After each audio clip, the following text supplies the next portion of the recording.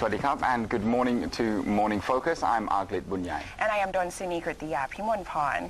Now, in the news today, fear continues to rise as Japan faces a radiation crisis from 3 consecutive blasts at its Fukushima nuclear power plant. And conservative groups in Thailand pledged the Thai government to rethink its nuclear program after threats of rising radiation levels in Japan. And in Thai politics, at the censure debate, the Pheu Thai has attacked the government's economic policies during the first day of that debate that started yesterday. And we have more details for you coming up after the break. And welcome back to Morning Focus. Let's take a look at today's headlines. We look at Post today, and it reads, Evacuation in fear of radiation. Now, tens of thousands have been evacuated from the contaminated areas. Japanese imports are to be checked for radioactive contaminations, and this includes ports and checkpoints.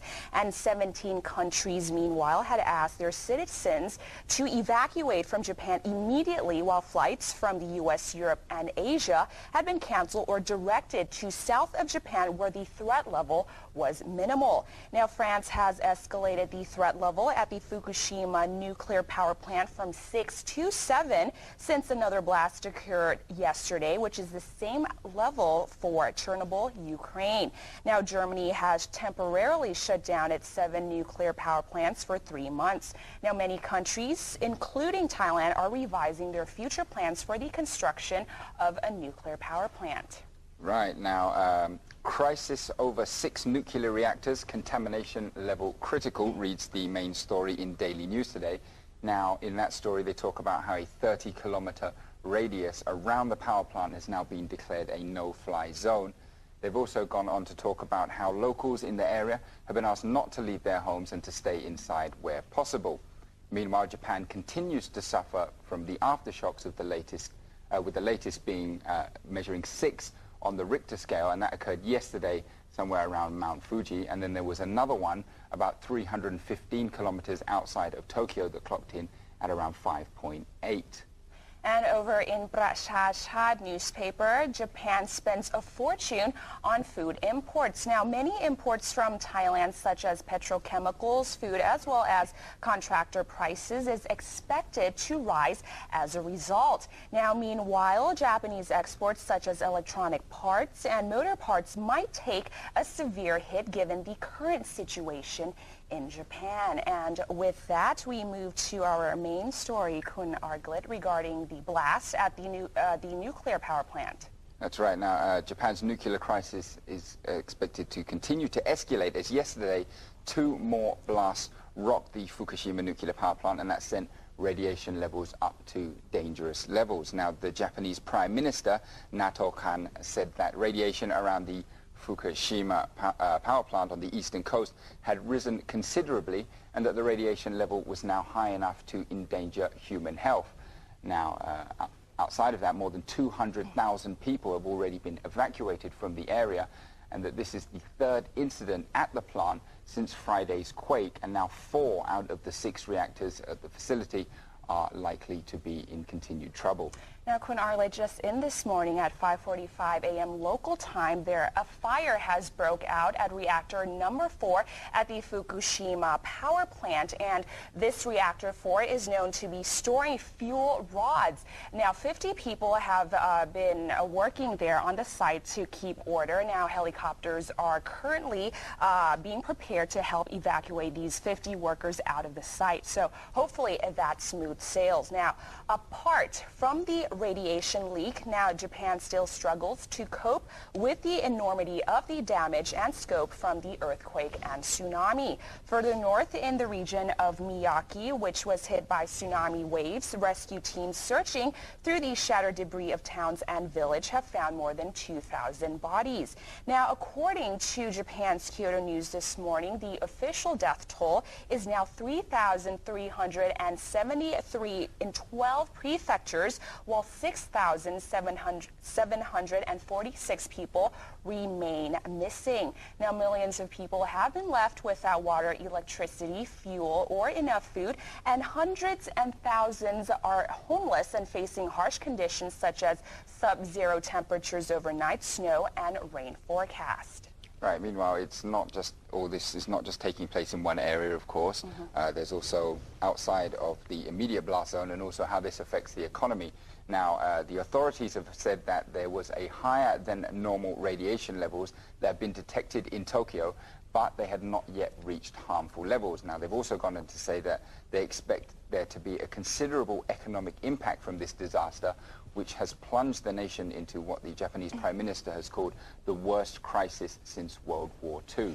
But Kun Arglet, is also worth mentioning that Japan has been lauded by the international community for its sense of calmness and civility for handling the crisis in the most calm way as possible in the face. Queuing, right? Exactly, and no looting has been reported in the face of such a catastrophic tragedy. Kun Arglet, it's such a respectable country to look up to.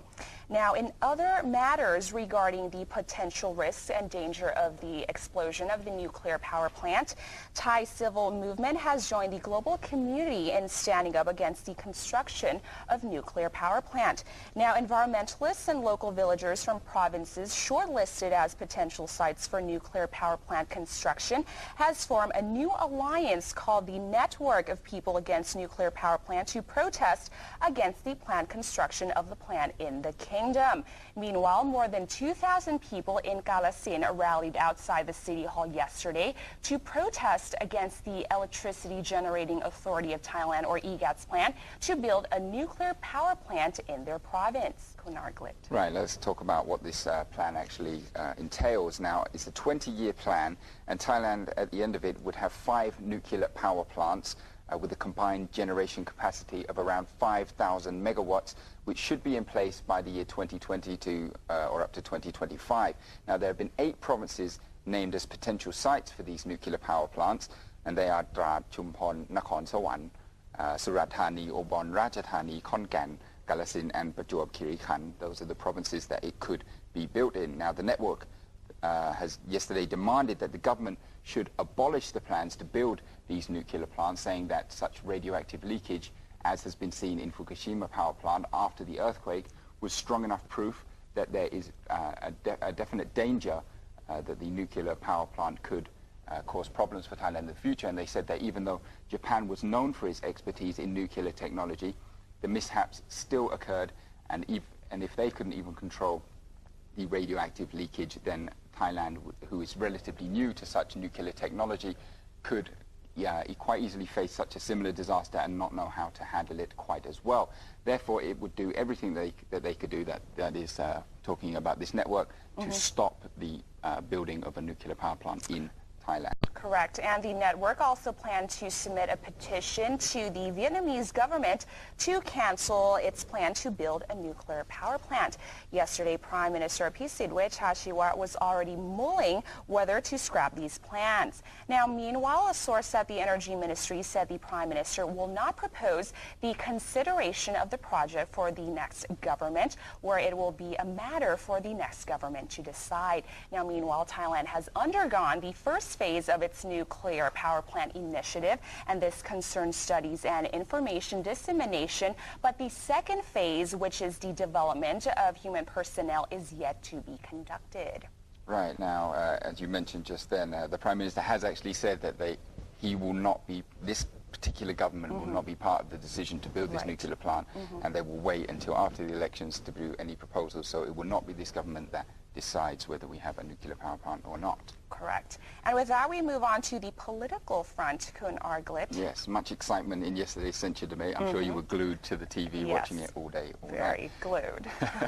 Now, the no-confidence motion debate kicked off at Parliament yesterday, with both sides exchanging blows over economic issues, but both of them lacking any real punch in their arguments. However, there were some surprises as the Pheu Thai's censure debate leader, Kun Mingkwan Sangsawan, was able to put on quite a good show. Now, previously, critics not just outside of Pheu Thai, but also inside the Pheu Thai camp, had previously questioned his ability to be able to lead the censure debate. Many said that he was not up for the job and that he lacked the ruthless image which is needed from someone who is going to grill the government. However, Kun Mingkwan did prove that he was up for the task as he approached the role with more confidence and a better strategy than had been seen in previous debates. Now, Kun Mingkwan launched with a discussion on the cost of living and in particular the increasing price of the commodities and the nationwide palm oil shortage and the drop in rice prices. Now, he accused the government of being a novice in the management of economic affairs. He said the government's failed management had led to high public debt and unprecedented increases in consumer price products, especially cooking palm oil, which had subsequently impacted the state oil fund. Now, he said the government had failed in the fiscal policy and created the most public debt at 1.4 trillion baht so far, adding that the allocation of 2 trillion baht for the current fiscal year had been ineffective in spurring the economic growth.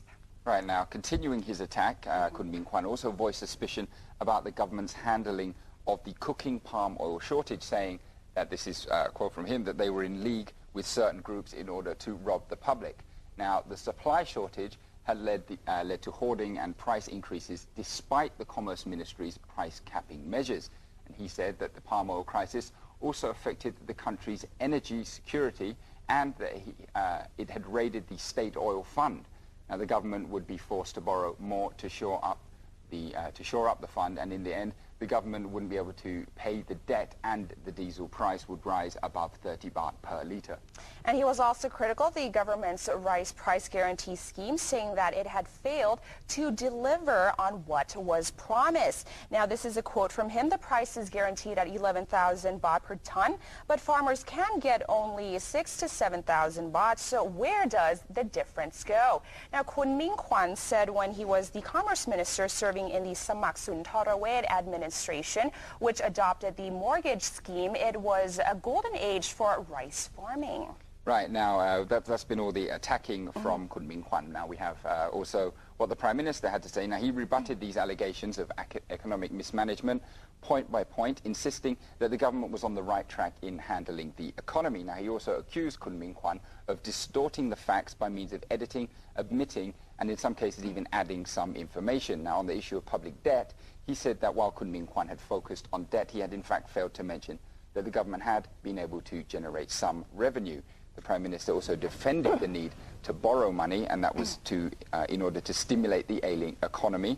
And he insisted that the government was better than the government under the Thaksin regime in terms of public debt management, even at a time of global crisis. So he's saying we may not be the best, but we're better than the last government. And the Prime Minister was also confident that the government could cap the diesel price at 30 baht a litre until the end of April, as he had earlier promised. He dismissed Kun Mingkwan's claim that in doing so, the government would exhaust the state oil fund within this month. And he said, if you accuse me of putting the oil fund in the end, why don't you dare to blame former Prime Minister Thaksin and his management of the oil fund that caused it to be 90 billion baht in the red. And he insisted that it was necessary to cap the diesel price to keep the cost of living from skyrocketing. Right, now, sticking with that, on the rice price guarantee issue, the Prime Minister responded that his policy had actually raised farmers' incomes and asked why Kun Mingkwan had been dismissed as the Commerce Minister in 2008 if he had in fact succeeded in managing rice prices. Now, the Prime Minister also challenged Kun Mingkwan to run if he felt so strongly on the issue, that he should run his election campaign with the pledge to undo his rice price guarantee policy with regards to palm oil prices. He said that, in fact, while Kun Mingkwan was the Commerce Minister, palm oil was 50 satang more than it was right now. But he didn't say that, well, at least it was on the shelves. Correct. And with that, we're going to move very quickly to the cartoon. It's two people discussing on Thailand's nuclear plans.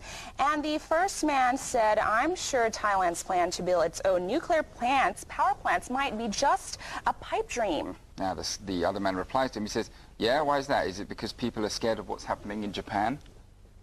And the first man says, no, Thais are afraid that the anti-government protesters might try to burn down the nuclear power plants just like they did to Central World.